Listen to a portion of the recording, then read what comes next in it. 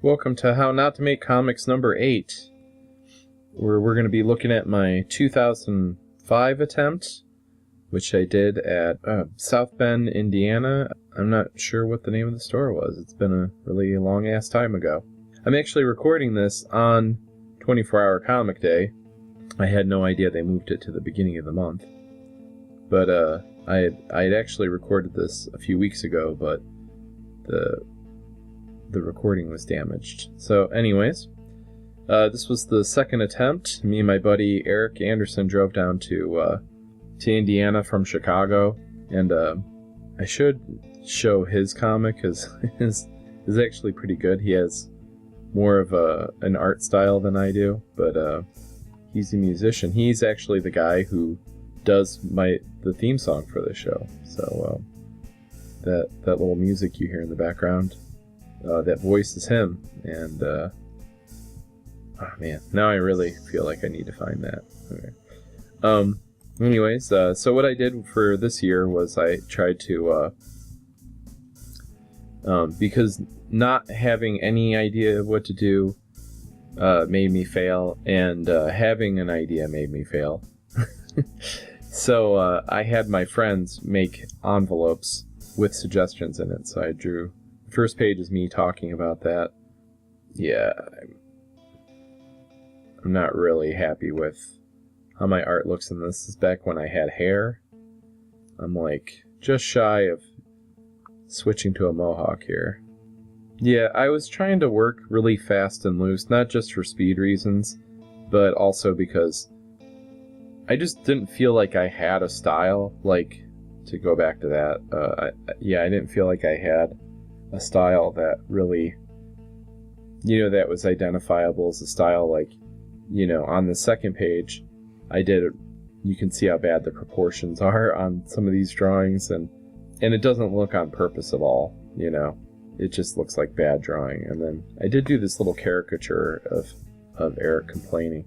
What's also funny about this is just a few days ago, Eric commented on one of my other videos. Yeah, he just kind of resurfaced in my life. I didn't see if he responded yet, though, so we'll have to take a look at that. Okay, so yeah, I was working on the envelopes, and Eric was basically like, whatever he suggested would be better than whatever was in this. He was like making a really big deal about it. He was being super obnoxious. And like I said, he was working on his own comic, so I don't know why he's making a big deal. He only got a few pages done. I think he got less than that. I think he only did like 6 pages. He did a thing about robots or something. Anyways, so the comic was you can survive anywhere with your knife. Oh yeah. Okay, so this is important. So the comic that was suggested was the whole world is going to hell and I'm driving the bus. Yeah, and so then he wanted me to do you can survive anywhere with a knife in your wits. Okay, so this is the comic I came up with for you can survive anywhere with a knife in your wits. So, lady's on the bus, and so this creepy guy says that to her and pulls out a knife. She just like gets off the bus.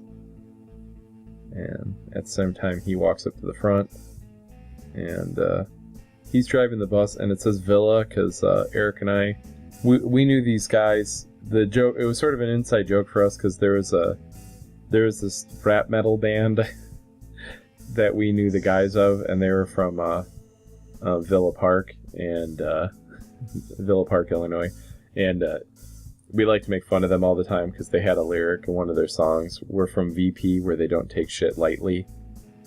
Like Villa Park is such a tough place. But anyways, so it reveals that the bus is it's going to Villa, and then it changes to hell. And so the next page is like Eric complaining that I did the hell bus anyway. So that's kind of a funny gag on its own. Man, I'm just like my composition and stuff. I mean, I could see how I was really trying to push like my storytelling, but yeah, I don't know, it's kind of weird. So far, I think this is the most painful comic for me to look at so far, because like Weight of Eternity that looked better than I remembered it looking. My other 2 24-hour comics look better to me than this one. Just, oh man, it is painful to look at for me. This is really, really awful. All right. Oh, so the comic is Dude, My Shoes Are Black. So it's kind of a straightforward thing. This is something you don't really see in movies and stuff anymore, but like, yeah, firewalking was like a thing in like the 80s where people would try to run across hot coals in their bare feet. And the idea is that if you do it quickly enough, you won't get burned. So yeah, that's where I came up with the Dude, My Shoes Are Black. So this one by itself is okay. It's drawn all right. The short, stumpy legs, especially on the Mohawk guy, seem pretty stylized.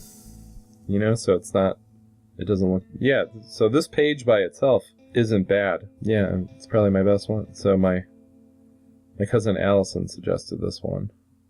Yeah, I don't remember if she gave me a bunch of them to do or not. I don't remember. I think she was still a teenager at the time. Okay, and then, yeah, my friend Corey got excited. He might have only been a teenager too, because he's quite a bit younger than me. Our families go way back, so he's like practically a cousin. Let's see here. So this one was Birth of God. Another kind of clever idea. So at least I feel good about that one, as far as ideas go. And also, I mean, obviously, it's sort of a cheat where I'm trying to get ahead of the curve. Man, I only had 20 minutes left when I was doing this comic, so I am really trying to figure out why. I must have been bullshitting way more than I thought I was. Because I did not have... well, we'll get to all that. But, anyways. Yeah, so this one was a do-gooder's hiding place. Yeah, this one I feel okay about, too. Yeah, the art on this one's alright. But, and the idea of it is, I'm always been really political. And this one was done by, my friend Tamika, who I used to go out with, and she's not as political as me, so when she said a do-gooder, I immediately thought of myself, and then, like, a do-gooder's hiding place, it's like, you know, like the things I do to isolate myself from other people instead of socializing, so that's the idea behind this one. I don't know if it really needed to be explained, but, alright. Yeah, this one, oh my god, first of all, it looks like I'm wearing hammer pants. And yeah, the proportions are awful, just really bad. On the first one, the Satan is a superhero. This is another clever idea, though. I got to give myself credit for the ideas, at least on this one. I don't think I executed them great, but let's see. So the idea is Satan is a superhero. So it's funny I have him doing sort of almost a superhero landing here. Well, I guess it's more of a takeoff. I'm not sure. So the idea of it is if Satan's a superhero, he rescues bad guys, or he rescues sinners. So he's drinking, he's got a bong, he has his pants down. The one thing that I did bad on here is that the hearts on the boxers are like, usually like heart boxer shorts, if they have hearts on them, they're kind of like all over in random directions and stuff, and that's like kind of symmetrical, but yeah, and anyways, so these angels are coming to smite him because he's bad. Let's see here, and then Satan comes in to rescue him. Okay, so now they're a weird backflip thing. I don't know, it's not. Oh, I see. I didn't read that right, because the angel's wings are not in this panel, and he's being impaled by the devil's horns. So, not the best drawing of it. Plus, another thing is, why am I so far behind that I'm doing splash pages already? I know I was bullshitting a lot, because I had a great time at this 24-hour comic, like I did the previous year. But, yeah, there was a couple really good conversations I had in there. Like, one that was great was, this was the year that not the Phantom Menace, but the Attack of the Clones, whatever the second wait, was it the second prequel or the third prequel? Okay, I'm pretty sure it was the third one, actually. I could look it up easily enough, but anyways, we were talking about how awful the new Star Wars prequel was going to be, and we were just like going on about it, and then like after we were all like in agreement that this movie was going to be terrible, this guy's like, well, I guess we'll know next week, and I was like, well, I won't, and he's like, and the one guy's like, what do you mean? And like half the room's stunned.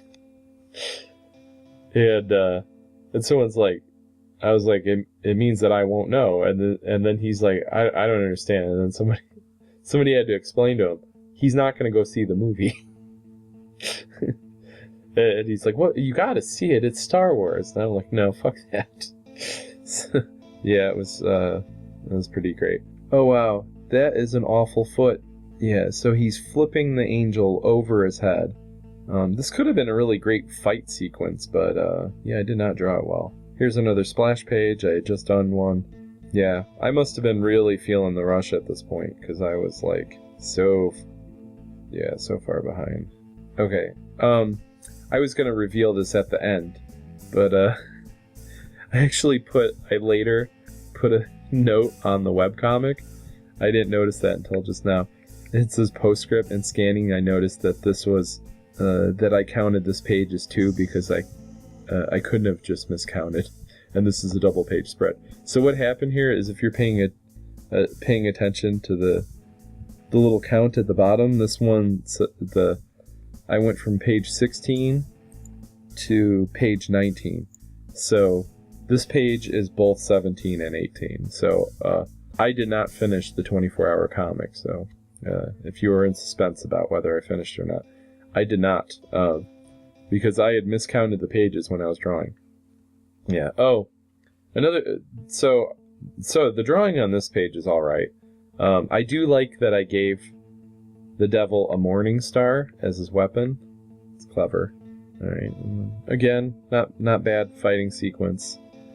I'm disarming the angel. I don't even know what's going on here necessarily. He's scratching. I don't know. And then he tears the wings off the angels. Yeah. That's kind of a fun idea and stuff, but not really well done. This last one I like a lot. I knew I was out of time, and so I was just trying to crank out the pages now. And this one was called Leeches in My Noodles. I wish the person who gave me this idea was still talking to me, but she is not. So here, there's a drawing of leeches in noodles and someone eating it. Then it shows an x-ray of their brain, and the leeches are in their noodles.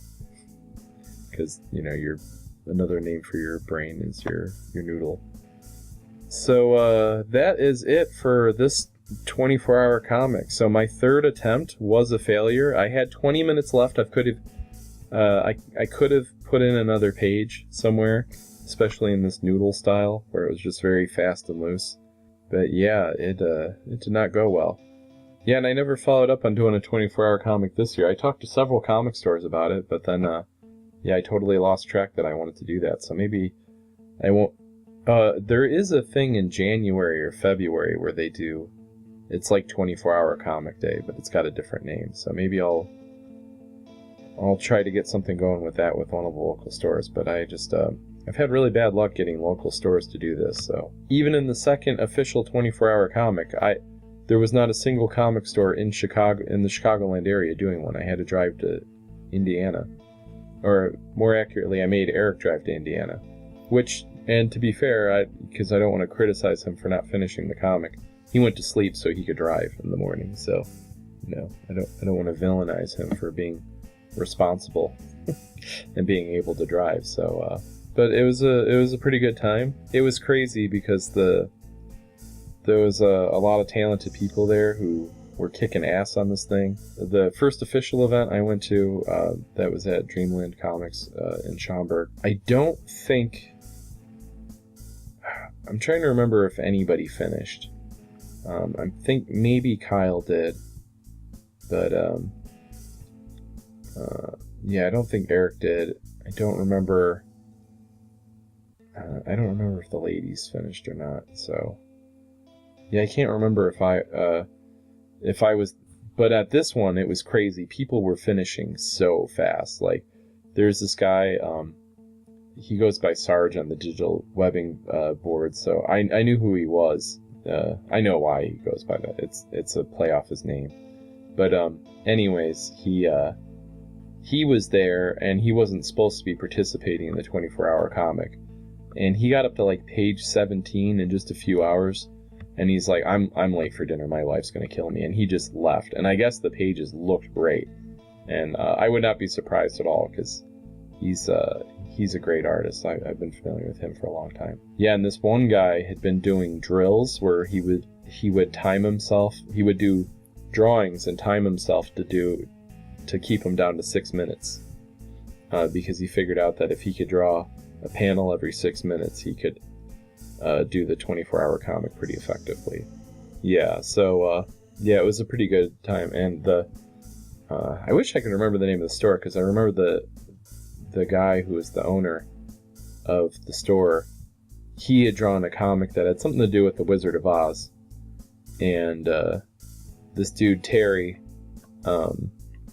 he had pulled me aside to get my opinion, because he was like telling the owner of the store he could let the colorist do more of the detail, because the colorist was obviously wanting to do more rendering himself instead of just going strictly by the pencils.